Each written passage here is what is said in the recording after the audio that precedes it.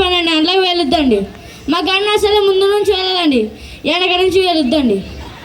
Shekhar master గారు మా ఇంటికి వచ్చేసి నన్ను చూసి, నా గన్ను చూసి, నా టోపీ చూసి నాకు వద్దన కొద్ది 6 రూపాయలు అడ్వాన్స్ వెళ్ళారండి. మరి ఆయన ఇచ్చిన 6 రూపాయలు అడ్వాన్స్తో జీడిపప్పు అంతా జీపేసుకొని తుడ్డుకోలేంత తుపాకి తీసుకెళ్ళానండి.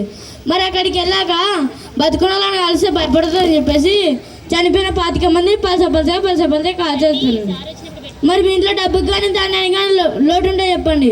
మరి మా ఇంట్లో అయితే లేదండి. లక్షలకు వచ్చిన లాసు లేదండి, కోట్లకు వచ్చిన కొదువు లేదండి. ఏట్లు పోయి కోట్లు అనుకోచేస్తున్నాయండి. లక్షలు ఉంటేనేమో నక్కలు తినేస్తున్నాయండి, కోట్లు ఉంటేనేమో కుక్కలు తినేస్తున్నాయండి. ఇలా 10 ఉంటేనేమో 10 తినేస్తున్నాయండి, 7 ఉంటేనేమో ఎలకలు తినేస్తున్నాయండి.